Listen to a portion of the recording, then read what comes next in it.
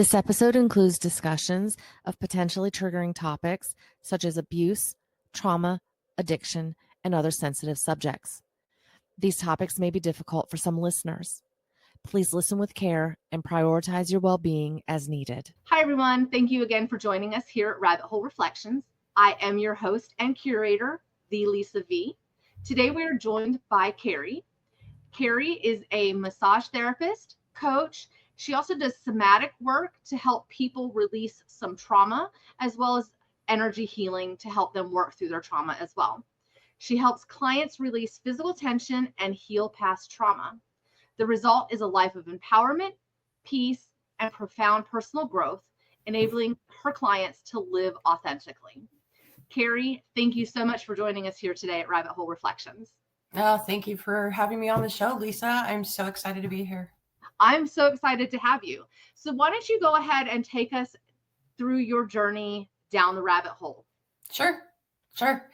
So my journey, I thought, started when I was right around 12, 13 years old. And it started with this traumatic event. It was traumatic for me in my home with one of my parents. And it was more of an abandonment issue.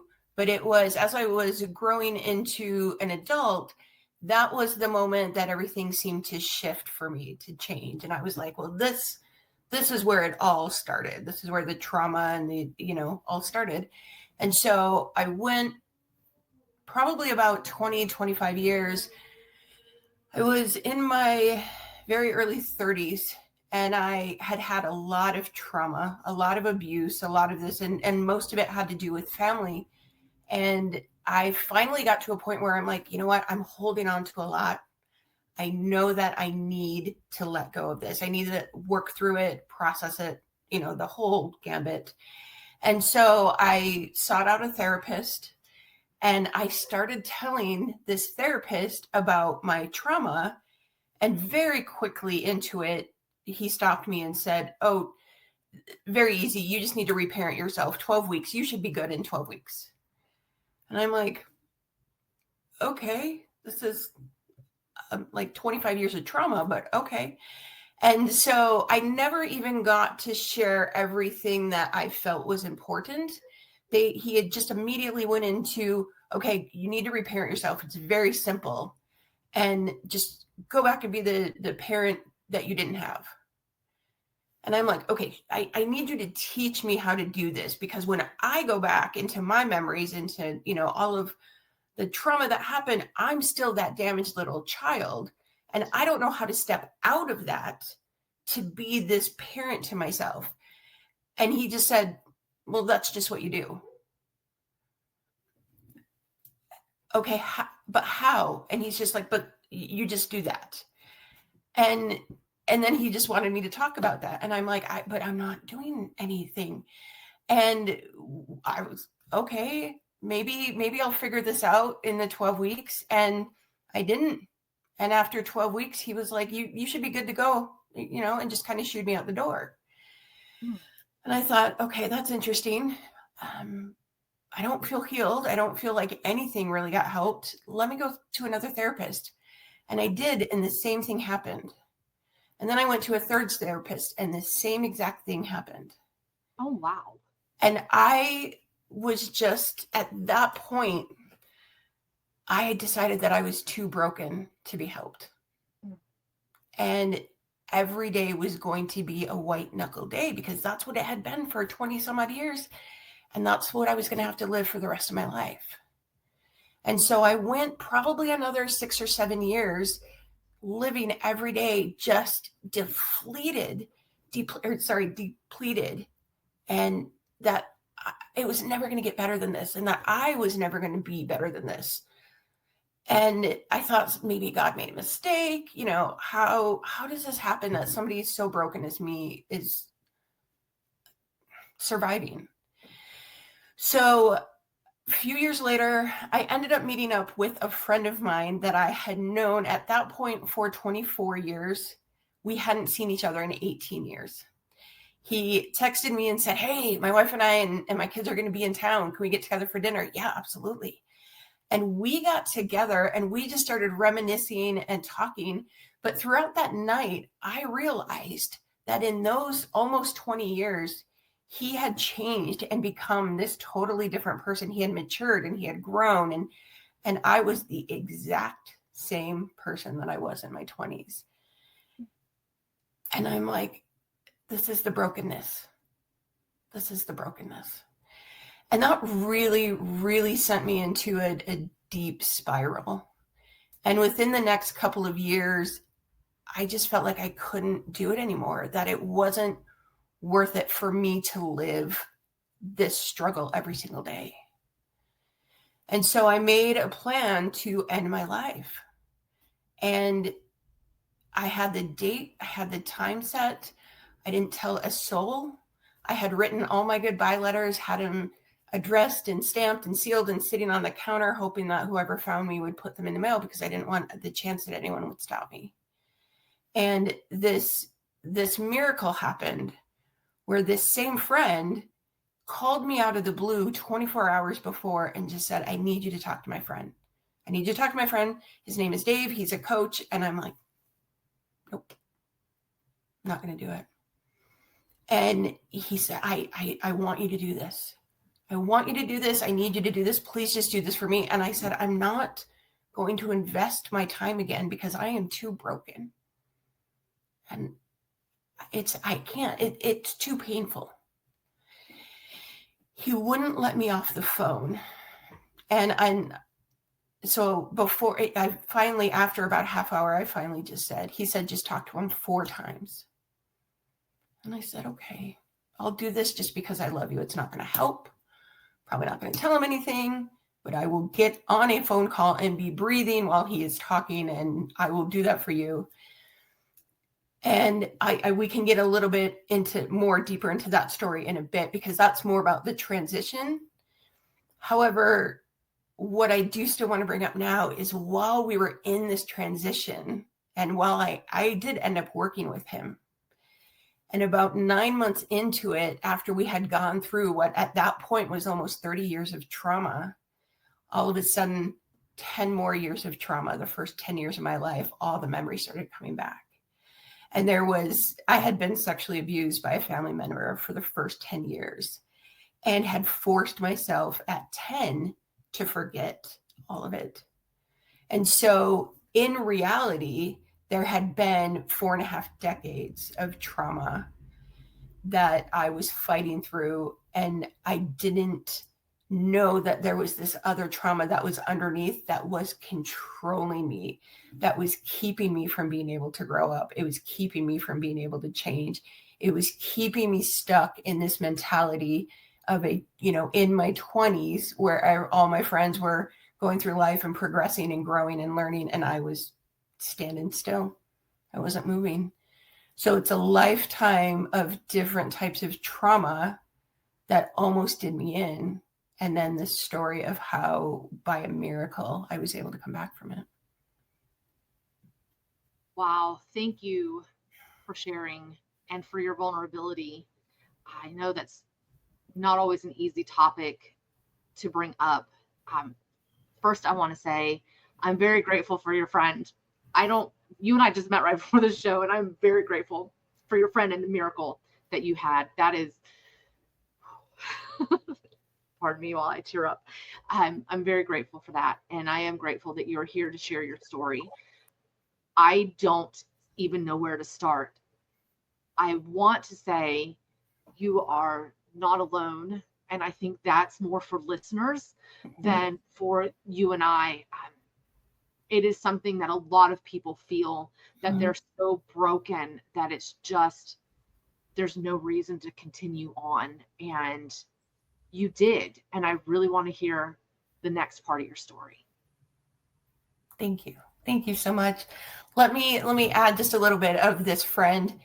It was probably 4 months later, we were in a conversation and I shared with him how impactful it was truly that he called me when he did, and told him what my plan had been, and that he was one of the ones that would have been receiving a letter, a week or two later.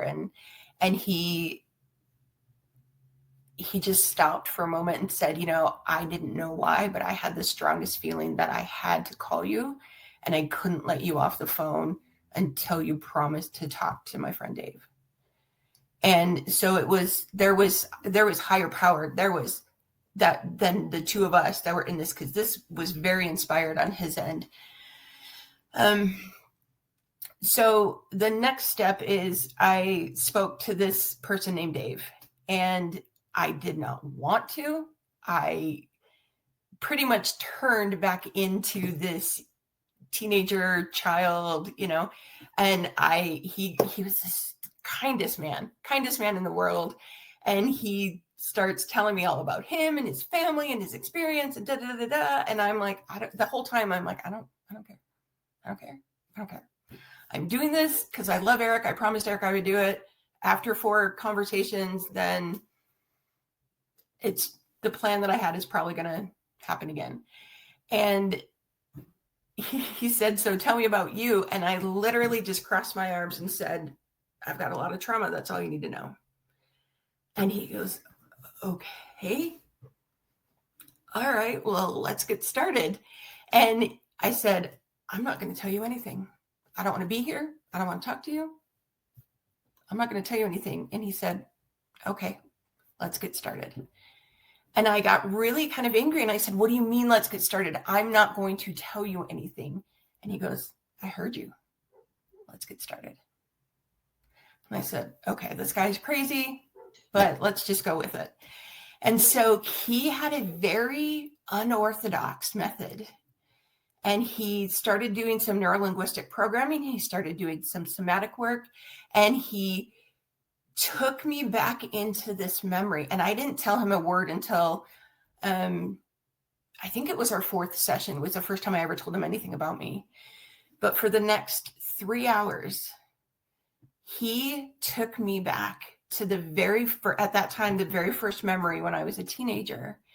And he taught me how to step out of myself and to be the parent to myself that I needed to be. And that changed everything. That's what saved my life, was the fact that he did this. And this isn't his normal way that he coaches. This was something that he felt very inspired that he needed to do it in this way. And after 3 hours, I was sobbing. I had gone so deep. I felt more than I had felt, as long as I could remember. And I was like, we got to stop. Like, I can't do this anymore. I'm like curled up in the fetal position on the couch, just in the pitch black. And he goes, this was a Friday evening. And he said, I want to talk to you soon. I don't want too much time to pass. So let's talk Monday evening. And I was like, okay, all right, fine. Promised Eric, it's great. And so sat there and cried a little bit more, went to bed. And then the whole weekend, my attention kept being drawn to this little, it felt like a little rectangle about this big right above my heart. Okay. And it felt light in terms of weight, but it looked white in terms of color. And I would be doing the dishes, and all of a sudden I was like noticing this, like my mind kept going right there. And I was like, oh, there's something happening inside of me energetically. I've been a massage therapist for 23 years. I've done energy work that entire time. This was different than anything I'd ever experienced with energy work before. And I was like, well, if that's white, then everything around it inside of me has to be dark. And then I slowly over the next couple of days came to this realization that I was carrying every negative word, every sad thing that had happened to me, everything that I thought about myself. And it was just encompassing me, my organs, my cells, my muscles, everything. And when Dave and I worked together on Monday, again, didn't tell him anything, worked on the same scenario, the same situation for 4 hours. And the next day it got a little bit bigger and a little bit wider.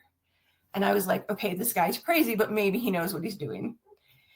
I ended up working with him for 2.5 years. I ended up in that time becoming his coach, one of his coaches as well. I ended up becoming a coach. we ended up peeling away so many layers of that 30 years of trauma that we were able to get that 10 years of trauma to come back up. We were able to work through that and heal that. That's been a very long process. Still working on that, but I don't know that I'll never be fully healed, right? There'll always be something there, but it's a constant reminder that I am not grateful for what I've been through, but I'm grateful that I've been through something so that I can help other people to get through something similar to what I've been through. I can understand what they're going through. I can understand the feelings that these situations create. And I spoke at a conference in January for about 250 people. And I told some of the first 10 years of my life. And it was the first time I'd ever spoken up about it, told out loud this story in this room full of, I knew a lot of the people, but most of them were strangers. And for a day and a half after that, for the rest of the conference, I had woman after woman come up to me and just throw their arms around me crying and say, I've never met anybody who's had a childhood like mine. And I said, yeah, you have. You've met a lot. You just don't know, because we are taught not to talk about these things because they make other people uncomfortable. And I said, I can't even tell you how healing that 30 minutes on stage was to speak about this in a room full of strangers. And I said, some of them would say to me, I didn't know that I had permission to let this go. I didn't know that I was allowed to talk about it. I didn't know that I didn't have to carry this. And I said, you have permission right now. This isn't yours. You don't have to carry it. And you can heal from this. And it's become my mission to share with people, to speak out and say, we can heal from this. I was in a book, and I know you said you'll put it in the show notes. I was asked to be part of an anthology last year, and it was scheduled to be released the same day that we were on stage.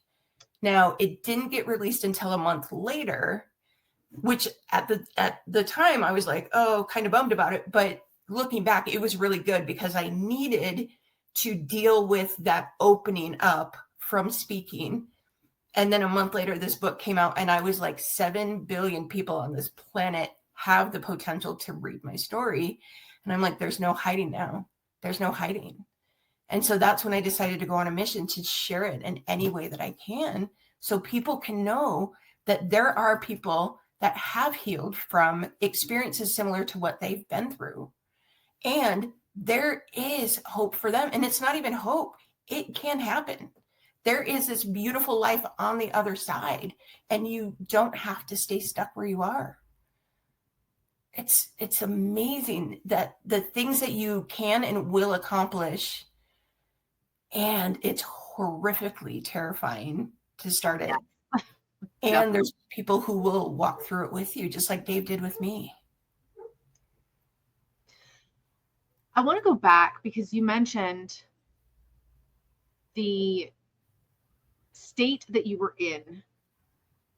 For me, I noticed a lot of my feelings were, I'm an amazing survivor. I can survive. I can survive any challenge. I can survive any, heartbreak, any financial stress. I'm going to find a way to survive it. Mm-hmm. You mentioned that part of you as well was the survivor mode, but you found that hope and from a phone call from your friend. First of all, thank you, Eric. I appreciate you doing that for Cari. You were dismissed by 3 different therapists. Mm-hmm. The healing that you did, where you had to go, they told you to parent yourself. Mm-hmm. And Dave actually taught you that. Mm-hmm. That's something that you would share with listeners, because we hear that a lot. You have to, soothe that inner child. You have to be the parent that you didn't have. You have to, be your own superhero to that child form of you that experienced all of that trauma. Is there something that was specific? I know it sounds like there was maybe some hypnotherapy, definitely the somatic work like you, mm-hmm. what you do with your clients, but is there something that you can shed a light on for listeners who are going through trying to figure out how to heal because they don't want to be here, but they don't not want to be here either. Yeah. Like they still want to be here. So is there something that you can share with us? Like, yeah, absolutely. To parent ourselves. Of course. I think the main thing for me, I think the thing that was the most effective for me was the fact that as Dave was walking me through this, and he's like, okay, imagine the first thing that happened, and then imagine the second thing, and imagine what was said, and imagine, and then go through the whole thing, and then how you were afterwards. As we're going through everything in my imagination, he kept saying to me, I am right here next to you, Cari. I'm right here next to you. Picture me right here next to you. And then he would say, okay, are you in a good place? What's happening? Are you feeling? Are you crying? Are you numb? And got very specific about it. And then he was able to say, can you step back and can you see yourself from a third person perspective? Not be the child, but can you see this happening in front of you? And I said, yeah. And he said, sit down next to yourself then. And he goes, put your arms around yourself. And he goes, and I'm right here, and I've got my hand on your shoulder this entire time. And it was not only learning how to do it, because if he hadn't been there walking me through it, I don't know that I would have been able to do it on my own, even if somebody had taught me. I don't know that I would have had the strength. I think I may have been too scared because you don't know what's going to happen. But him being there and not just hearing his voice, but imagining him standing there next to me with his hand on my shoulder saying, you've got this, you can do this. This is perfect. Whatever it is, it's perfect. That is what allowed me to really step into it and step into it scared, like terrified. And that is what allowed me to release this much of that experience, because I was able to figure out how to do it. And when you say therapy you still believe in therapy, absolutely, that works for some people, but everybody's brain is different. And so everybody needs a little bit different ways that will work for them. And you just need to find the way that works for your brain. I am an advocate for firing your therapist and finding one that works for you, or finding somebody who is an energy healer or somatic work, Reiki, whatever it is that you need for you to walk you through that healing process. But I am definitely an advocate for being your own advocate. I've fired therapists, but I also feel that and I'm not saying this was your experience, but you need to be open to the idea that this person is here to help you. So going in, knowing that there's going to be some things you might have to dig deep on, you have to be willing to allow their coping mechanisms or their strategies to try to help you heal. So there is this whole entire world around the therapy, but for somebody who is right there, like on the verge of no longer existing, what is something that they can do to keep from walking over that edge, to be able to start seeking the help that they need? I do drop resources in the links and everywhere for, phone, Zoom meetings, whatever. But sometimes that people don't see that, or they're just not thinking about that. Is there something that we can plant a seed that you can give them for if they're right there in the thick of it and they just don't know if they can hold on any longer? Is there something that we can give them to help pull them out of that? The first thing I will always tell people, and this is what keeps coming up right now as I was listening to you ask that question, was breathe. Breathe. You breathe, because I didn't realize it until months later, but every once in a while when I started like tiptoeing back to things are getting too hard, I would tighten up and I would hold my breath, and it just felt like it was accentuating everything. And all of my clients now, when they start to go deep, they start holding their breath. And I'm like, come right back to present. Come right back. You're not in that memory anymore. Because what we tend to do as trauma that's unhealed is we tend to go back and grab the memory and bring it right here, right now. And we feel everything that we're doing at the same time, right? We still do it. Even those of us who have healed or have processed, it's a continual thing. And we bring it right here and we feel it here. And your nervous system is like, oh, we're going through that again, but we're really not. If you can breathe and focus on your breath, focus on taking a breath in, focus on letting the breath out, and do that a couple of times. And remember, you're right here, right now. And it's okay. You're okay. You are just fine. You have some things that you need to take care of, but you're not in that situation any longer. And so then once they can get grounded, then they can be grounded enough to look at the resources, to make a phone call, to reach out to a friend. And there are so many resources out there. I have a nephew and a sister who both work for a company where it's a crisis helpline, and they're the people on the other end. There's tons of resources, and you just need to breathe and remember, you're right here. You're just fine right where you are.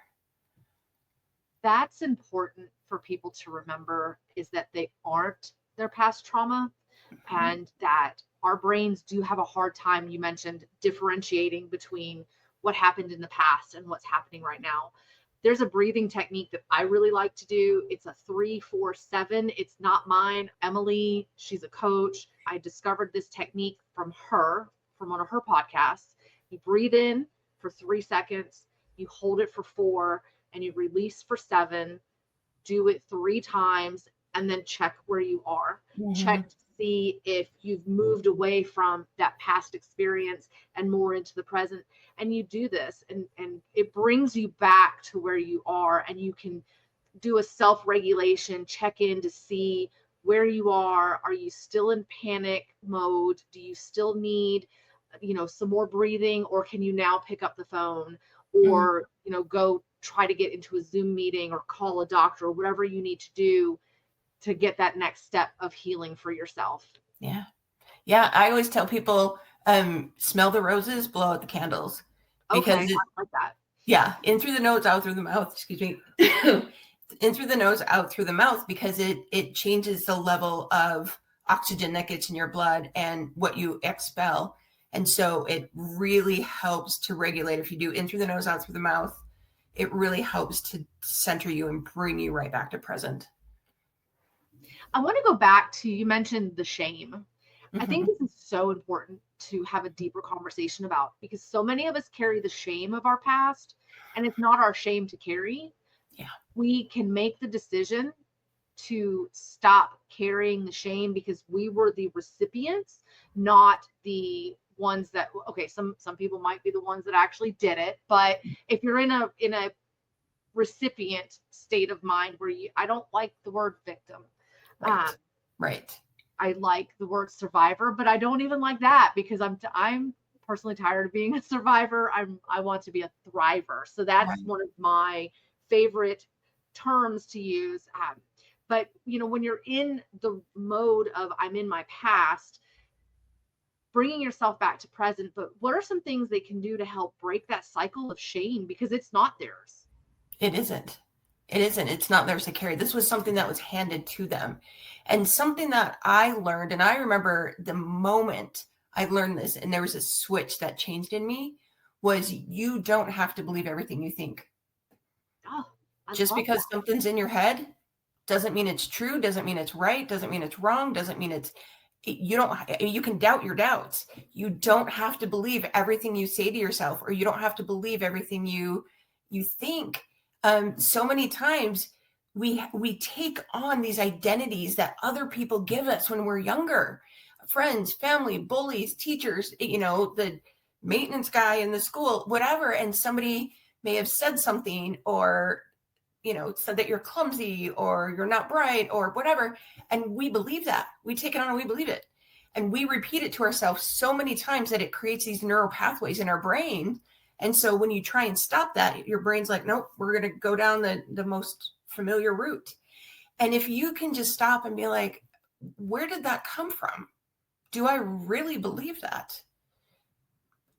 And you can even choose, I don't want to believe it, so I'm not going to. And it's very simple, but it's not easy.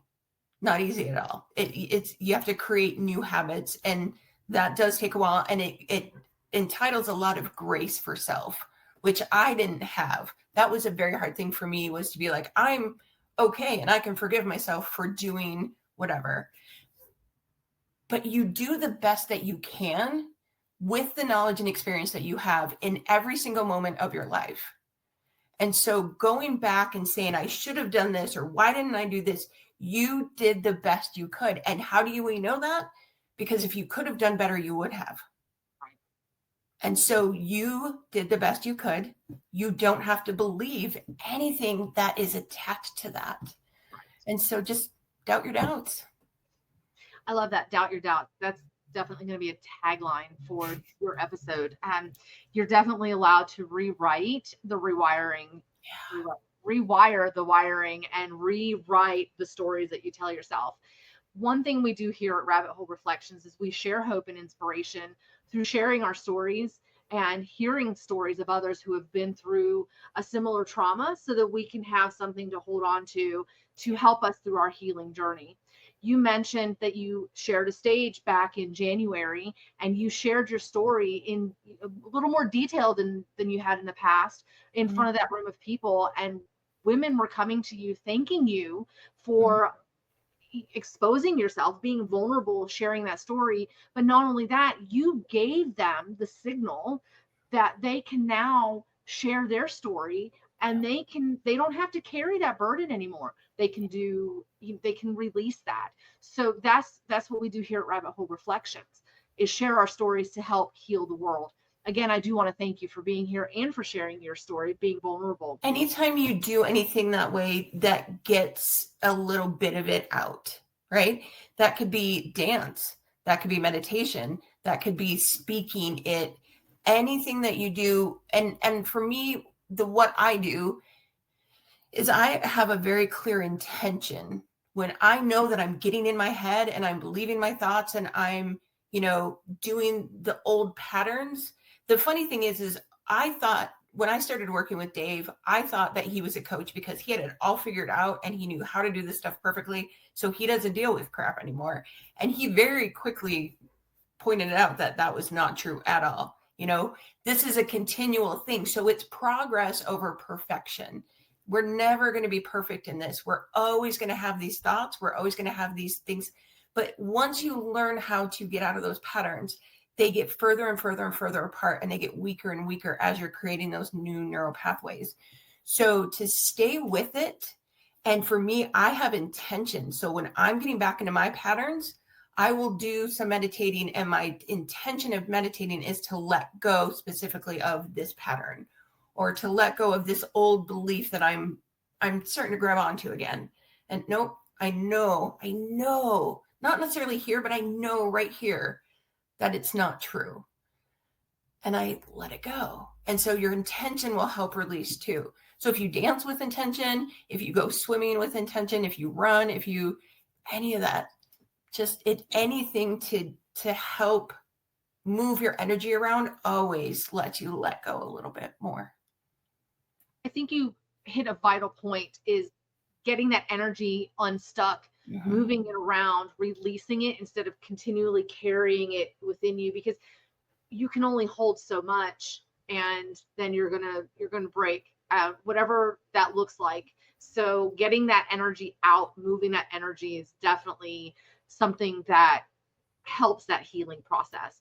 I'll tell you, probably about 7-8 years ago, I had gotten to a point where I had fibromyalgia. I randomly developed having seizures at 25, which had never had seizures, had no family history of seizures, never had them as a kid, no brain injury, they could never figure out why I started having them. Had chronic fatigue, had PCOS, had all of these issues. I actually had to give up my massage practice for about 3 years because I started working an office job, and I was working from home, and I could barely make it from my desk to my bed every day. And that was my whole life.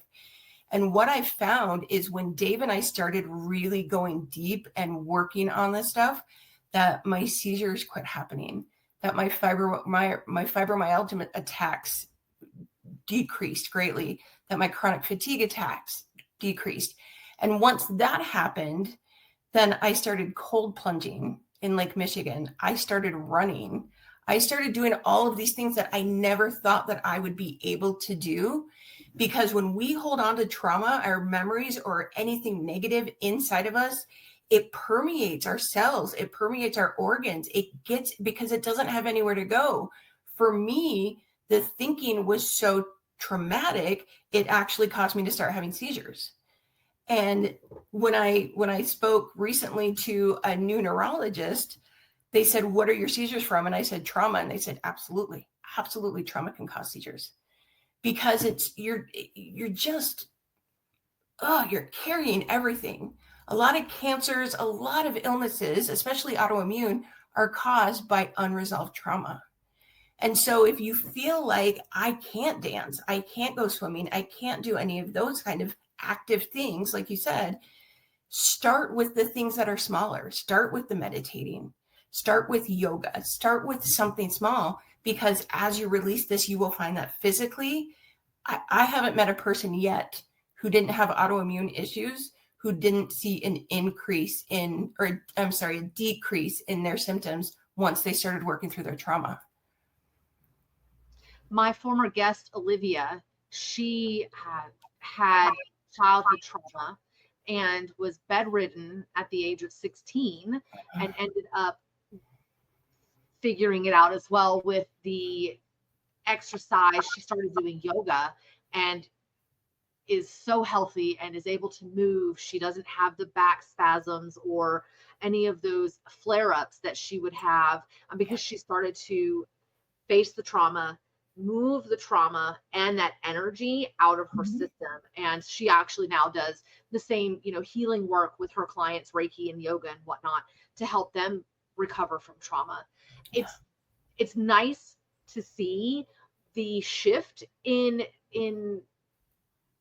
healthcare, where we are lining up with the energy work a lot more. We're connecting all of this trauma to neuroscience, is starting to meet up with metaphysics and Yes. just the whole spiritual world and energy. So I really have enjoyed seeing that over the last 10 or so years really start to become more mainstream and not just buzzwords, like actual beneficial science-based practices that people can do, because they're starting to come together now. Woo-woo isn't so unscientific, as it used to be 10 or 15 years ago. So I love seeing that shift.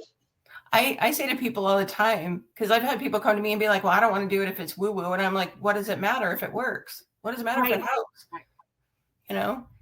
So it is everything becoming mainstream. So many things are metaphysical, so many things. And organs will hold certain traumas. Like, I had an experience a year and a half ago, and I was at this conference and I unintentionally just realized that I could let 20 years of anger and bitterness about one thing go. And I felt it. The next day, my gallbladder just purged itself. And I had gallbladder problems for 10 years and I just didn't want to have the surgery. So I learned how to deal with it. Right. And it wasn't an attack. It was purging itself. I haven't had a gallbladder attack since. And when I came back home and I was telling a friend about it, he's like, "Have you ever had gallbladder issues? Because that's where you store anger and bitterness." And I'm like, oh my gosh, this makes sense. And so, yeah, and I've had multiple metaphysical things happen like that. When I get to a space where I can release something huge, and then I'll have pink eye, I'll have respiratory infections, I'll have all kinds of things. And I know it's coming. And it's fine. And that to me makes me happy, because I'm like, this is part of the path of healing. This is part of the path, because you can 6 months from now, you can be right where you are right now, feeling the exact same way, white knuckling it through life and wondering, why did this happen to me? And having shame or guilt or whatever, or you can be on a path to getting better, because 6 months is going to come no matter what, period. I've said in the past, you can be stuck in the suck, or you can move through a little more suck and not be stuck. So whatever it is that you need to do, it's going to be messy. It's going to be painful. Yes. Healing is a beautiful thing. It's absolutely stunning. It's fabulous. It is horrible at times, but it's a lot better than where you are right now. It So much. absolutely is. Yeah. We're coming up to the end of the show, and I, at this point in our show, ask our guests to give us a couple of tidbits. You dropped some beautiful nuggets, some great resources and things that people can do to move through anything that they're facing right now, particularly the breathing. That's so vital. But I do ask, is there anything, quick tips that you can leave for listeners? And then after that, if you'll tell us about your book, where we can find you, and then we'll wrap up the show. Sure. So 2 things come to mind as you were asking that. The first was find your tribe. There are so many communities out there. There are so many people out there that want to help, that are in, there's Facebook groups all over the place of people who are in being movements. They're in self-awareness. They're in all different kinds of things. Find your tribe, because there are going to be people out there who love you unconditionally and will support you through no matter what. And from somebody who has trauma where they didn't know unconditional love, I didn't know unconditional love. I had a very different idea of unconditional love, and learning that was terrifying for me. It was so terrifying. But there are people out there who love you who don't even know you. I have a friend that says, if I can hate someone for no reason, I can love anybody for no reason. There are people out there that already love you, and there are people out there that will accept you exactly how you are. And you are not too broken for your tribe. So first off, find that support. Reach out to me, reach out to coaches, reach out to Lisa, reach out to anybody if you need to. And I will be more than happy to find resources or, talk through things and say, hey, what would be the best option here? The second thing is to share the motto that came up. The second thing that came up was to share my motto for this year. And a lot of people do words and I do mottos. And my motto, I've already talked about it a little bit, but my motto is do it scared. And sometimes you have to do it tired. Sometimes you have to do it anxiously. Sometimes you have to do it trepidatiously, but take that first step. And once you get over that, you can get through anything else that comes at you. It's only going to get easier with every single step you take. So take that first step. It's so worth it. It's so worth it. I do thank you for allowing me to share a little bit about my book. So this is actually an anthology that I was a part of. So there's 13 authors down here. It's a series called A Journey of Riches. And this is, I think, the 39th publication in this series. And our publication was Unlocking Your Hidden Potential. And every single one of these stories by these authors are personal stories about overcoming some sort of trauma, some sort of trial, fatal illnesses, death of loved ones. Mine was, there's a couple of them in there about traumatic abuse as children and sexual abuse. You will find at least one story in there that you can relate to. And it's such an incredible book. Each of the story, I've cried through almost every single one of them I read. I knew 3 of the authors personally, and then I've met others, and they're incredible. You can get that on Amazon. That will also be linked up in my link tree in the show notes, and you can get that on Kindle. You can get the paperback, or you can get it the transcribe. And then my business is called Resilience Mind and Body Coaching, and so you can reach out to me at Resilience Mind and Body Coaching at Outlook. You can look up ResilienceMindandBodyCoaching.com and see my website. And then if you look under Resilience Mind and Body Coaching on YouTube, on Facebook, on LinkedIn, or if you just look under my name, you can find my profiles as well. Yeah. Cari, I want to thank you again for joining us here at Rabbit Hole Reflections and for sharing your vulnerability. Listeners, you are not alone. There is community out there for you. You have this community here at Rabbit Hole Reflections. All of my guests are available for you to reach out to if you resonate with any of them and feel that they have something that they can help you through. I do want to announce really quickly that I do have some playlists for Rabbit Hole Reflections. We now have our own soundtrack. It's a collection of songs that move you from the descent all the way back to your rise. You can find that on YouTube and Spotify. Again, I want to thank everyone for joining us here at Rabbit Hole Reflections. I hope you all have a wonderful rest of your day. Thank you for joining us on another journey down the rabbit hole. We all face our own descent. It's not the falling that defines us, it's how we rise and what we carry back. If this episode spoke to you, share it. And if you haven't already, follow the show so you don't miss what's next. You can connect with the Rabbit Hole Reflections community on Instagram and Facebook at Rabbit Hole Reflections, and catch full episodes on YouTube at Rabbit Hole Reflections Podcast. If you're ready to share your own voice with the world, check out my podcast workshop linked below. I'll walk you through launching your own show, even if you're not techie. And stay tuned, my book Quieted Flames and Silent Sparks is coming soon. It's the story behind the stories, and I can't wait to share it with you. Until next time, keep rising, keep reckoning, keep remembering who you are.